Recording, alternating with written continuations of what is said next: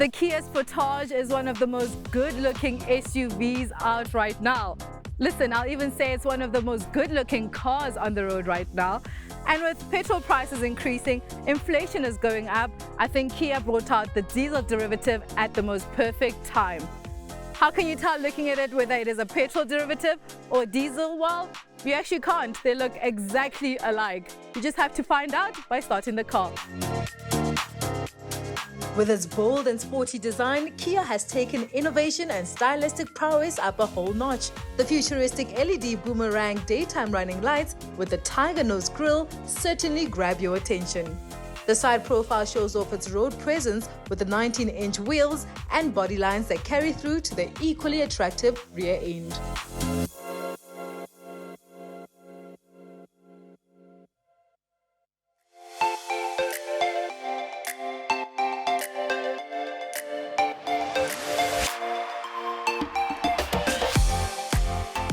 We're out on the open road right now, which is the perfect place to test out how this car drives. And it feels like the transmission and the engine are really well suited for each other and they work well together. The gears just shift very smoothly. It's a turbocharged engine, and I think because it's such a relatively small engine, you wouldn't normally expect it to perform as well as it does, but it has enough power literally to have brisk movements, overtaking and just tackling inclines.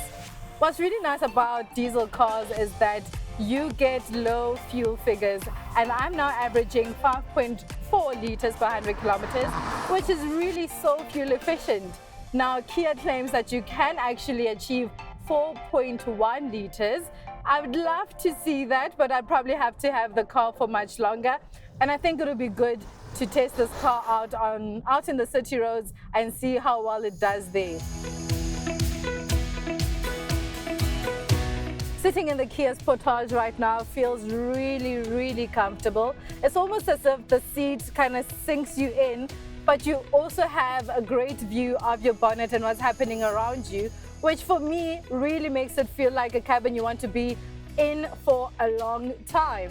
If you look at the price, it's priced at 740k, which does feel like it's a bit much when coming to an SUV.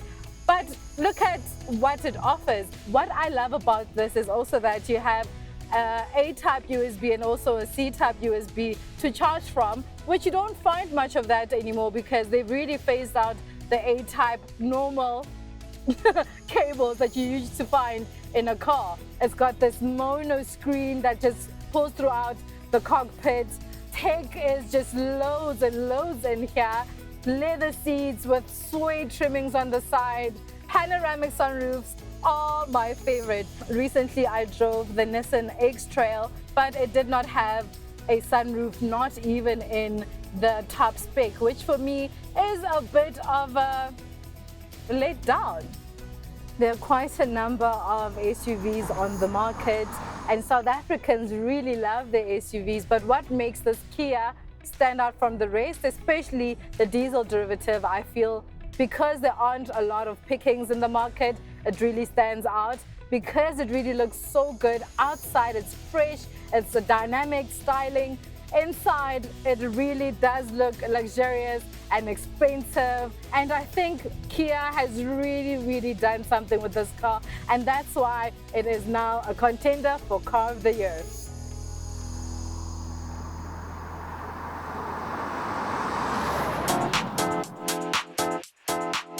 It's really no surprise that the Kia Sportage has won over my heart, especially now that it comes in a diesel derivative. It's got great specifications, it looks good, it drives well, and it's going to save you on some pennies when taking those long road trips. Now, what more would you need from a family SUV?